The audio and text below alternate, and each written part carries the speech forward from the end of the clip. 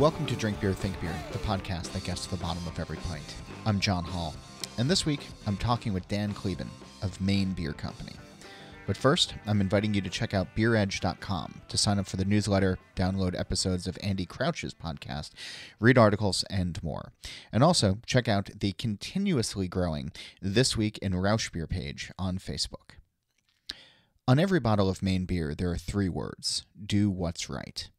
This is an easy phrase to say, but incredibly hard to practice. It can't just be a marketing slogan or something cooked up in a boardroom, slapped on a label, and then forgotten. It has to mean something. And what's right isn't always the same thing for everyone, so the person spearheading that initiative has to believe it, to practice it, and to have others believe it and practice it.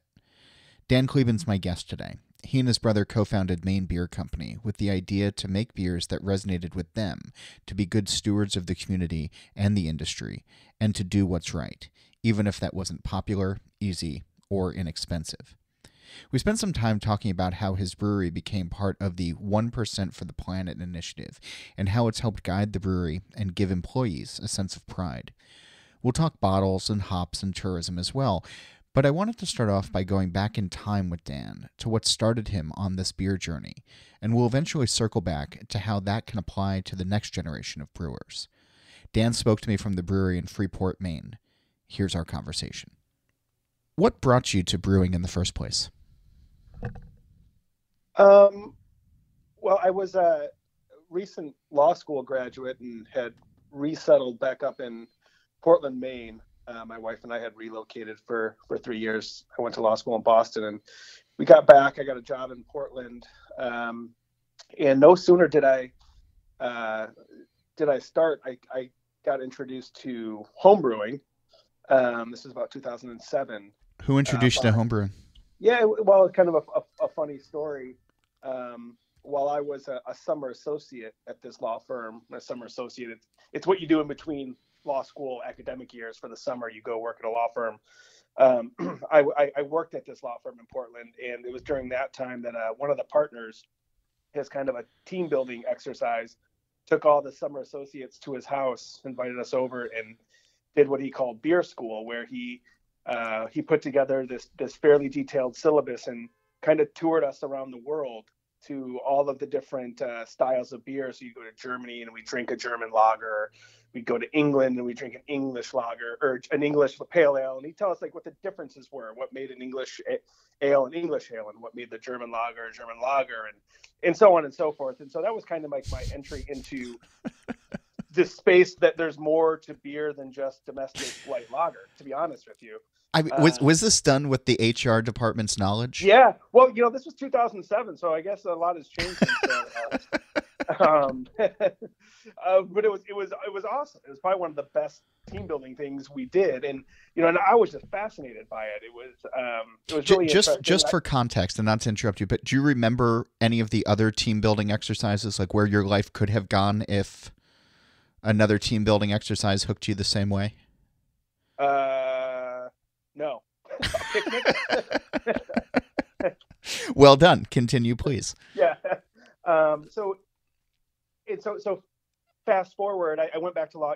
This was during the summer before my last year of law school. So I went to law school, graduated, got a job at the same law firm, started there, and this same partner, had all. I also knew that he was an avid home brewer, and so we were talking one day over the water cooler, so to speak, and I was telling him how much I loved the thing we did the summer before, the beer school, and I'm like, it'd be really cool to make beer. He's like, well, you're welcome to come, shadow me or be my assistant one day when next time I'm homebrewing. So I took him up on that, and so I went over and I was, I helped him, and by helping meaning I got to clean everything. I was gonna say, like, that's sort of the best scam that homebrewers have. Totally. Like, let me teach you how to do it. But yeah, let me teach you how to do it. Yeah, so I got to clean. All right. But and while we're waiting, I should probably straighten up this garage. Can you help me with these boxes? Yeah, exactly. So that is how I got, and so I did that with him, and I did it a couple times, and then I got my own equipment, and me and my brother, he started in my kitchen, and we do it on the weekends, and then got kicked out of the kitchen and moved into my garage. And, I just really took to it. I started reading books, academic books, and was, really self-taught. Listen to before, I don't even know if they were called podcasts, but I remember listening to, like Jamil Zainasheff had a show, back then. And I would, I'd listen to him talk about, cloning recipes. And, I'd read, started with Charlie Papazian's book, obviously, The Joy of Home Brewing. Sure. Well, you have to. Yeah. Got into more technical, more academic books, and just found that I really loved it. It was, obviously I was a lawyer full time. That paid the bills and paid my student loans and everything. But then, 2000, around 2009, 2008, 2009, the Great Recession started. Sure. And, the financial collapse, and myself and several other, young associates were laid off from our law firm. And, it was kind of the silver lining in all of it was, it was during, after I got laid off, my brother came to me and said, "Hey, I know you love brewing. It's your passion. You want to start a brewery? Do you want to be a lawyer? Do you want to be a brewer?" And I said, "Well, my heart is with brewing, but, I don't know." Yeah, but my finances are with the law. Yeah. Yeah. I just graduated from law school 2 years ago. I don't know how happy my wife's going to be if I tell her, I'm going to hang up my suit and tie for a pair of rubber boots and rubber gloves. But being the saint that she is, she agreed to support me and my brother, and we started Maine Beer Company in 2009. There's so many things that I want to unpack from all of that, so I'm just going to pull on a couple of threads. I mean, one, that by 2009 the name Maine Beer Company wasn't already taken. We got that all the time when we started. Like, really, no one's thought of that before. But you got to, for a little context, and I'm sure you realize this. D.L. Geary started the first microbrewery in Maine in 1984, 85. Yeah. We started in 2009. So in that 25 or so years, fewer than 20 breweries had ever received a license from the state of Maine. Wow. I actually didn't know that. I would have thought that it would have been, just knowing how robust Maine's brewing industry is now, then I actually find that number kind of staggering. Yeah. Well, then, so from 2009 to 2020, 2021, so 11 years, we have probably over 150 breweries now.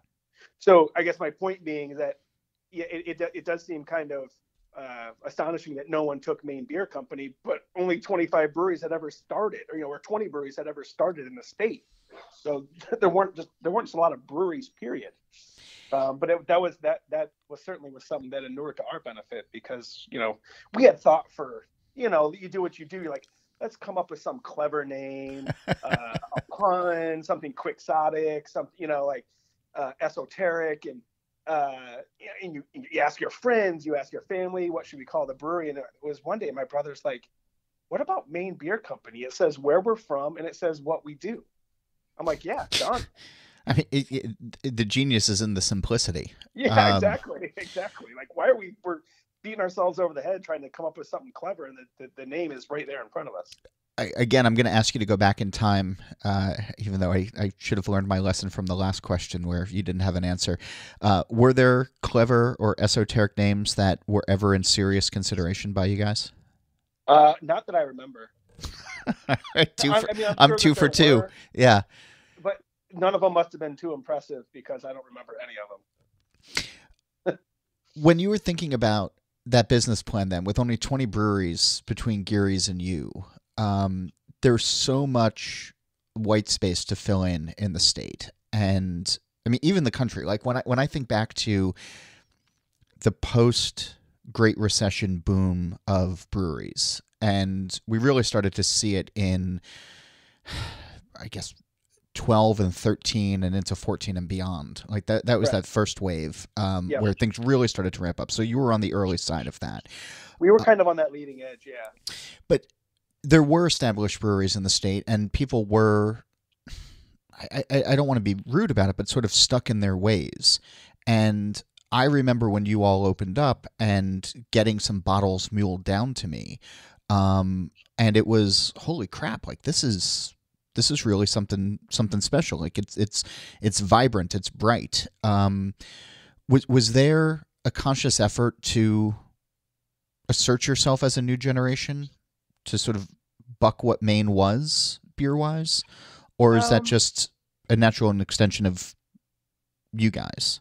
I think it's more the latter than the former. I mean, certainly Maine developed a reputation for, and not just Maine, I would say New England developed a reputation for a certain style and flavor profile of beer, of craft, of microbrew, as it was kind of called back then when it started. And it was, highly influenced by, an English tradition, whether it was Alan Pugsley, who came over from the Ringwood Brewery, D.L. Geary, who hired him, Shipyard, who eventually, Alan moved on from Geary's to help found Shipyard and, set up breweries all across New England, Magic Hat, etc. That was the evolution of beer. And thank God he did, because I think it put New England on the map as kind of a maverick when it came to craft beer. 1984 was pretty early, all things considered. And then you had, that really was the dominant influence.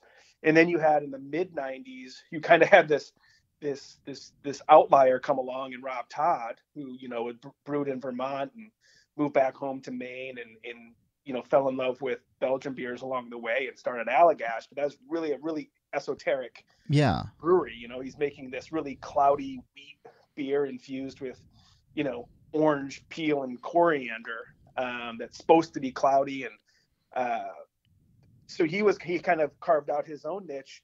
But what I found, after I was introduced to the world of beer that, lived beyond the Budweiser and the Miller and the Coors of the world, I found that I really gravitated to what I guess you would call American style hoppy beers.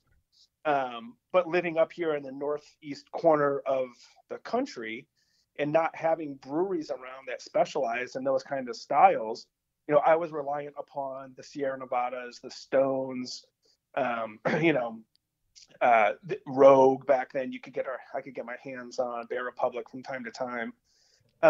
But those beers had to travel across the country, and invariably they were, not at the peak of freshness. And so I'm like, I really like these beers, and I'm sure that if they were fresh, they'd be 10 times better than what they are now, and I like them now. So that's what I was homebrewing. That's what I'm like. I want to try to make American style hoppy beers and drink them fresh. And so it wasn't like a conscious, like, I don't like the New England tradition of beer styles. That wasn't the motivation. The motivation was my own particular, desire to be able to have fresh hoppy beers, American style beers, brewed right here in my backyard. There was such a from your generation of brewers, and it may be even a couple of years beforehand, there was this very, I want to make the styles that I want to drink, which is, I guess, how I could sort of distill down what I think you just said. Yep. And how important is that still in your mind? Because I talk to a lot of brewers, and there's often frustration of, hoppy IPAs or, hazy IPAs pay the bills, or, adjuncted stouts, help me keep the lights on, but I'd really rather be making X. Yeah. How important is that, though, I'm not saying that these folks aren't being true to themselves, but it's still, I mean, it remains kind of the touchstone of our innovation kind of philosophy. Although I am not, I am not involved in the day-to-day operations of brewing anymore, and that's probably a good thing. There are people that are way better at it than I ever was doing it now. There's other people organizing the garage. Yeah, right. I nonetheless, I sign off on any new beer that we make, and I sign off on it, throughout its development pipeline, for the express reason that, I still am a firm believer in authenticity, and I want the beers that Maine Beer Company produces to be beers that resonate with me. And so instead of following, market, in kind of, instead of being a slave to market pressure, I want to create and help influence, the market, which is kind of what we've done from the beginning. When, like I said, just a few minutes ago, you couldn't get these fresh hoppy American beers in my neck of the woods, and we kind of created our own, market. And it wasn't just us. There were a couple other early entrants into that space, whether it was Sean Lawson or Sean Hill. Mm-hmm. There were a few of us up here who had, kind of spotted that need in the market up here. But I'm still driven by, at the end of the day, and it doesn't have to be an American style hoppy beer, but it has to be a beer that I like to drink. And we don't develop beers based on market surveys. Is there pushback in the brewery from folks who are bringing you IRI data and saying, but we could ... or no. Is there just a company culture that folks know pretty early on that that's not the way that this business is going to be? Yeah, folks know what our philosophy is, and I think respect that. We're not a market. If you brought up the acronym IRI in our brewery, maybe one or two people would even have a clue what you're talking about. Okay. I'm not being overly moralistic here. I mean, of course if our wholesalers are telling us brew more lunch because that's what's selling, we're going to brew more lunch, But if our wholesalers come to us, and trust me, or retailers or beer drinkers, and say, why haven't you made a hazy New England IPA? Well, that's just not the style of beer we make. And that's not a knock on that style. It's just not the beers that I had a kind of a creative vision for making.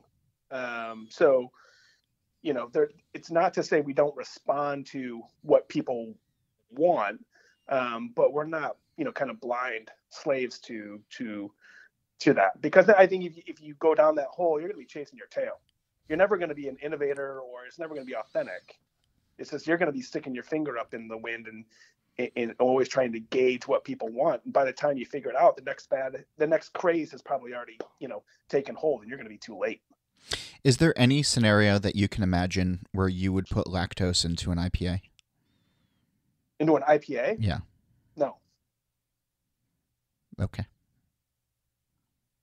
I just wanted to make you uncomfortable for just half a second. Is that what they do? Oh yeah, And again, I'm not. I enjoy. I love how your finger's on the pulse of the greater industry these days. Yeah, that's. You always hear things, and I am not. Again, I'm not trying to play dumb, but you hear things like flour or lactose or how they hop the beers during fermentation. Yeah. And I honestly, I don't know how to make them. But when done well, I really enjoy them. We have great, obviously New England, we created the damn style up here. Whether it's, Bissell Brothers or, a lot of other, innovators up here. But, and again, it's the same thing. We get asked, well, when are you going to come out with sour beers? Well, this is not what we do. If I want a great sour beer, literally 5 miles down the road, I can get some of the best sour beer made in the world. Yeah. So like we do what we do. We try to do it as well as we possibly can. We hope people like it. And I'll let Allagash, make the sour beers, and I'll let Bissell Brothers make the hazy New England IPAs. And, there's enough room for all of us. We don't all have to do everything. What I'm struck as I'm talking to you, and I'm recalling interviews past as well, but there's a general being at peace that comes from hearing you talk about your brewery. That you seem to be very happy and I think rightfully so, with what the brewery has become and with what the brewery is doing. And aesthetically, it also sort of seems to bleed into how your beer is presented on shelves.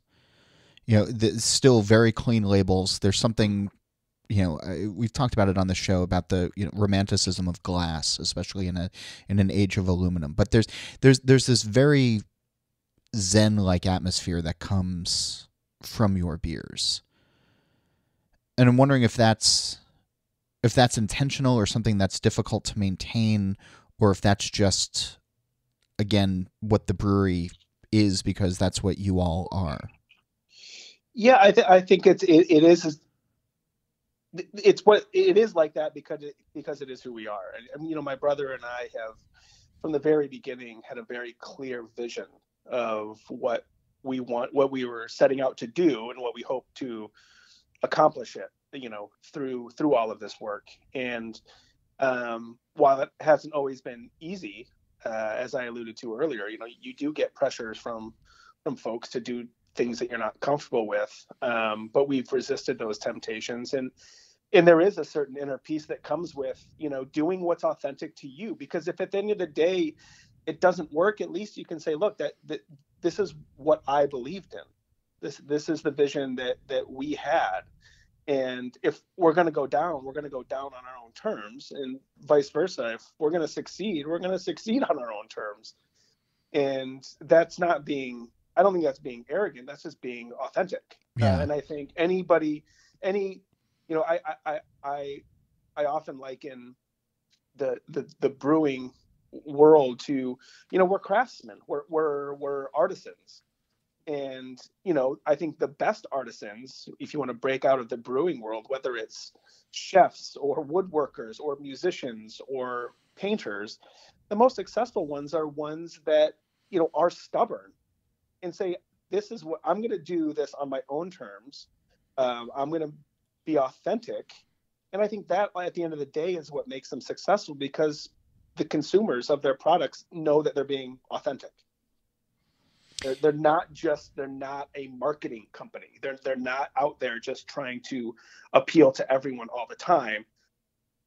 They're being true to themselves, and there's a certain authenticity that comes from that I think consumers respect, and it resonates with them.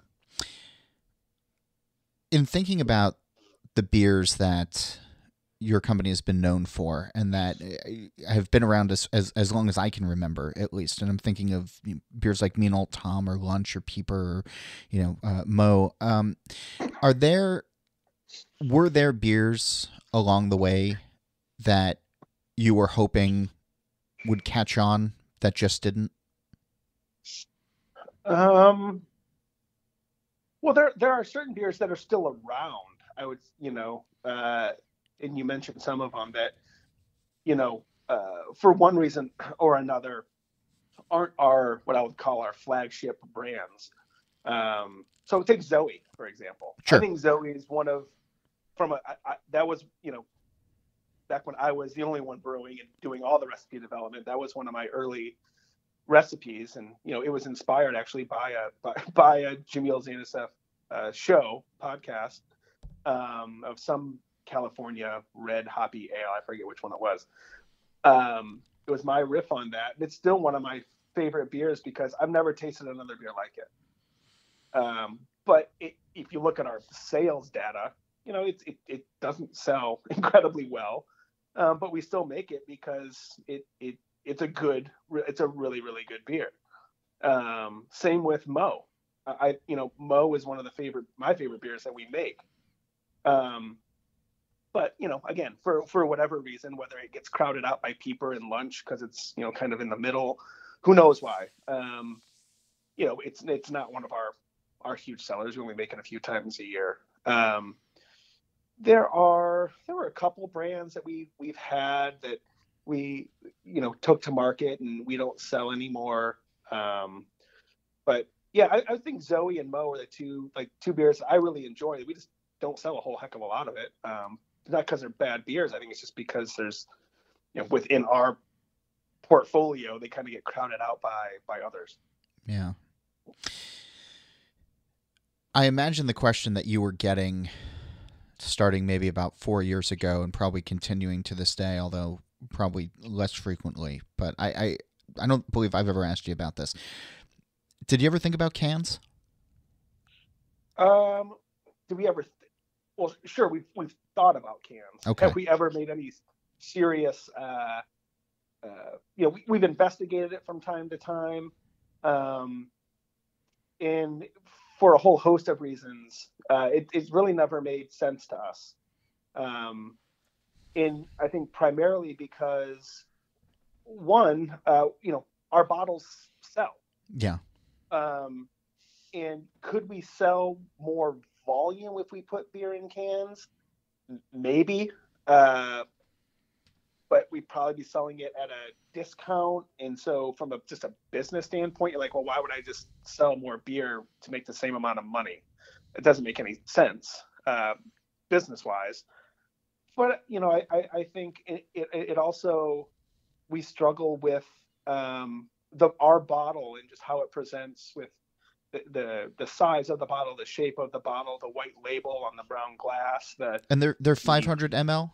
Yeah, they're 500 ml. The gauge, the thick gauge of the glass, it's almost become kind of an iconic fixture on a beer store cooler display. Mm-hmm. In something about putting it in the can, it's like, how can you replicate that same look and feel in a can? And we're not convinced that we could. And would that somehow damage the brand long term? Would you just become another brewery who's put their beer in cans? Which short term it might be a good play, but long term, is that, are you doing harm? And not that there's anything wrong with putting beer in cans, but we've become so iconic for having this bottle. Would it hurt our particular brand if we did that? Yeah. I don't know the answer, but there's a risk there. Right, and it's obviously something that you're thinking about. I mean, there's that rush to, yeah, I don't envy you in that position, although I imagine that there are a lot of brewers right now of various sizes, as aluminum shortages and aluminum can shortages are starting to hit the marketplace, that wish that they maybe had a bottling line, or at least some are moving back to bottling. Yeah. Are you seeing? It's a crappy position that those breweries are in.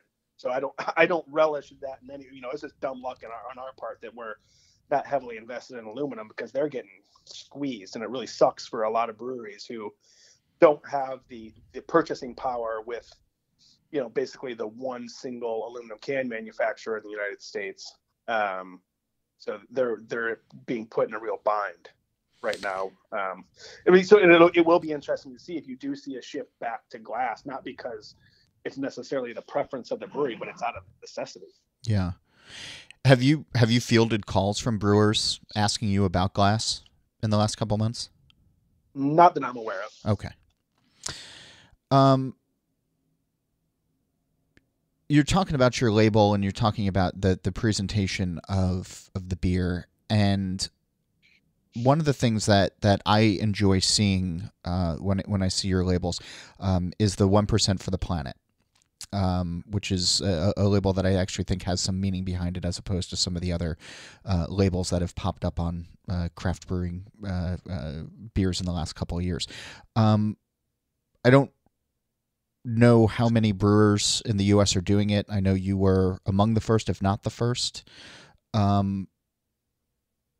For folks who aren't aware of what it is I'm talking about, I imagine you can sum it up a little bit more succinctly than I can. Sure. Well, 1% for the Planet it's a nonprofit, really an auditing enterprise, where its mission is to enlist businesses, any kind of business, to pledge to donate 1% of their sales, so top of the line revenue, not profit. So 1% of their sales to environmentally focused nonprofits, with the rationale being, if private companies, or if the private sector, if everybody just did a little bit, 1%, we could essentially make huge inroads into the a lot of the woes that are impacting our planet, our communities, our our climate, our water, our air. And so early on, when we were developing our business plan back in 2008 or so, and kind of my brother and I were heavily influenced, by the moment that we were living in, with the financial, I'm sure most of the listeners, will remember the financial collapse of 2008 and 2009 that we talked about earlier. And, me and my brother's mind, a lot of that was caused by this growing, I think, corrosive ethos that, kind of the Gordon Gekko greed is good. You had these wealthy Wall Street financiers who, made millions and millions and millions of dollars on the backs of hardworking Americans who were left really carrying the bill. And so we were like, if we want to start a brewery, I mean, if I just wanted to make beer, I would have just kept home brewing, but we wanted to do something bigger. And we wanted to show that, as a for-profit business, you don't have to externalize costs onto your employees, the planet, your communities. You internalize those costs. You can pay your employees a living wage. You can give back. You can be responsible environmental stewards, and that was part of the reason why we joined 1%. You can be good, community citizens, and not only will that not doom you to failure, it will make you a more successful company, because your employees are going to be motivated to show up to the work. They're going to like their job. Your customers are going to realize that you're being responsible, and that's going to resonate with their values, and they're going to want to patronize you over someone who is doing the wrong thing. So the 1% for the planet was really kind of it was a tangible way for us to show that we're putting our money literally where our mouth is. A lot of people will talk a good game, but what are you really doing? And for us at the beginning, 1% was something that we could show people that we were serious about the kind of business that we wanted to create, and we hoped that by doing so, we'd show other small business owners and we'd influence them to, maybe it might not be join 1% for the planet.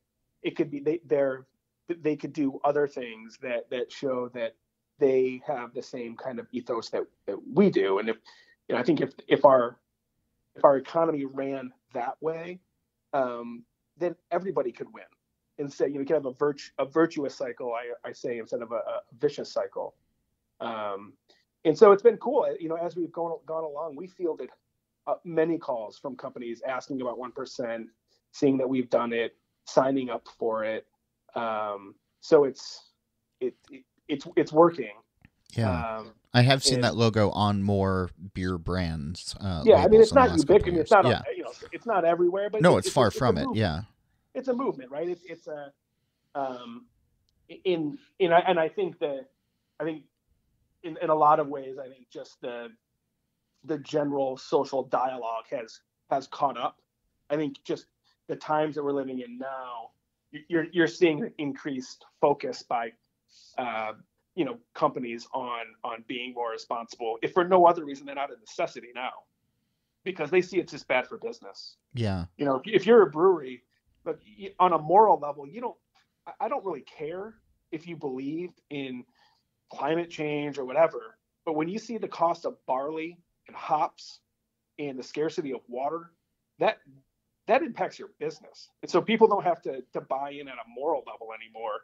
It's an existential issue now, and it's bad business if we don't address it. So in a lot of ways, Mother Nature doesn't really care, and she's having her way, regardless of whether or not everybody buys in on a moral level. But for us, it was it was certainly, we wanted to show people that you could have a healthy bottom line and do the right thing. That still strikes me. I mean, when you say it, it sounds like a no-brainer. It sounds maybe not simple, but like something people should want to do. But as you were saying this, I was thinking of all of these various internet forums that I read or conversations that I've had in the past where, brewing employees are struggling to keep up, might have to work two jobs, aren't getting a living wage. And there's been this sort of background hum of, it's a passion, you do it for the passion, you do it for the, for the fun, you do it for the, the case of beer at the end of the month as a perk or whatever. It strikes me though, when I'm hearing you say that the more people are paying attention to living wages and keeping employees happy and motivated and feel like they're part of something better, that eventually some of those brewers that, or owners, I guess, or, companies that aren't treating folks right, they're going to get left behind. Or maybe that's just, a naive hope. No, I mean, I think that in many ways is true. I firmly believe, and I believe that we're a good example of this hypothesis that, like I said earlier, what I would have learned had I gone to business school in 2004 instead of law school, if I had gone to Wharton, I would have learned that, or been taught that, in order to maximize profit, you have to externalize costs. That may not have been explicit, but that certainly would have been the underlying message, because that's how companies operate. Mm-hmm. But me and my brother, we believed firmly, not because we had some epiphany, because we had seen companies like Patagonia, for example, that lived by this model and were incredibly successful and are incredibly successful. And we saw, I think that, we thought that the world was going to only change in ways that would reinforce our assumptions. That, people were going to get more and more fed up with what was going on and how they were being treated, and were going to put their dollars. They were going to support companies with their money who they thought were doing the right thing. It wasn't going to be the other way around, and I think that in large part has played out. Especially, you look at people my age and younger. I think they are more apt to spend their money on products or services from companies that align with their values than not. That wasn't the case, I think, for my parents' generation. Yeah. It was kind of like, if your neighbor had the Cadillac, you wanted the Cadillac. It was more of a status thing. Now it's like, no, I want to support Patagonia because they're doing the right thing. I want to support Maine Beer Company because they're doing the right thing. They want to make sure that the planet's around for me and my kids. They're looking out for us. And I think I just think that's a competitive advantage in the marketplace. So again, you don't have to buy into it on a moral level, and I don't care if you do. It's just good business. I want to kind of bring it back to where we started. The Great Recession was obviously a huge influence on you and where you are today. And we're just starting, I think, almost a year into some of the various restrictions and the way COVID is changing life. I mean, it's just about a year or so ago that, I was last in Maine at your Brewers Guild annual conference, and, there was just sort of these beginning inklings of like, oh wow, is the world coming to an end or not? And here we are a year later. But I'm starting to get the impression that with unemployment the way that it is, or companies changing, and certainly the hospitality industry being racked in just remarkable ways and terrible ways. But I imagine people are going to be reevaluating their lives once vaccine starts to roll out and people can actually start moving around again and saying, well, do I want to spend my life on Zoom calls, or do I want to live my life and do what I want to do? And I've been talking to folks. This is my long-winded way of saying I've been talking to folks who have taken up home brewing over the during the pandemic, and I'm guessing that we're going to see a whole new wave of brewers open up post COVID-19, much in the way that we did post Great Recession. For those folks, if any of them are listening right now, where do you recommend they put their thoughts and energies now before taking that step? Having your business born from similar circumstances. Yeah, I mean, well. Sorry, that was like a 9-minute question, and I apologize. That was that was unnecessarily long for a pretty easy setup of, what do you wish you know now that you didn't back then? Yeah. I think the first thing I'll say is that you have to understand and appreciate that while the circumstances are similar in that a lot of people are being kind of forced by necessity to take up different vocations or will be forced. That's very similar now to 2008, 2009. The craft beer world couldn't be more different. Like I said early on in our conversation, in the state of Maine, when we started, there were 20 or fewer breweries in the whole state. Now there's 150. So understand that the marketplace is much more crowded. So just go into it just realizing that and taking that into account. Because remarkably, there have not been, as was anticipated early on, a ton of brewery closings. Most breweries have been able to, kind of weather the storm, so to speak.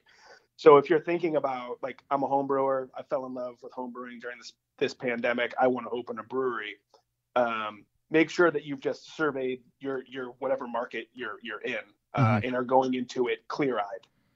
I think that would be the biggest kind of piece of advice that I would give. That it's a different world, and that's in no way to said to discourage people, but it's just the reality. And I would be doing them a disservice if I didn't point that out. Yeah. But beyond that, if they're convinced that, look, yeah, I believe that, my community, my town, my community, my city, my state, there's room for my beer. I'd go back to what still drives us, and some of the things that we've touched on in our conversation, and that is, be authentic, be true to yourself, brew beers that you like to make, do fewer things, but do them really well. Don't try to do everything and do it half-assed. But beyond your beer, have a compelling story. I was told early on by someone who I respect in the beer industry that you need two things to succeed in this industry, and I think the same applies to others. And that is, you have to have a good product, so you have to have good beer, and you have to have a good story. You have to have both of those things, I believe, to be successful. So what's your story? What are you trying to tell people, other than the fact that you have good beer? What's going to get to their heart? That'll get to their taste buds, but what's going to resonate inside of them? Where's that emotional connection to your beer? Because it's a crowded marketplace out there, and there's a lot of people making really, really good beer. You have to have something else to sell to people, and that's your story. So give some. I would encourage them to really give some thought to why they're doing this, not what they're doing, but why they're doing.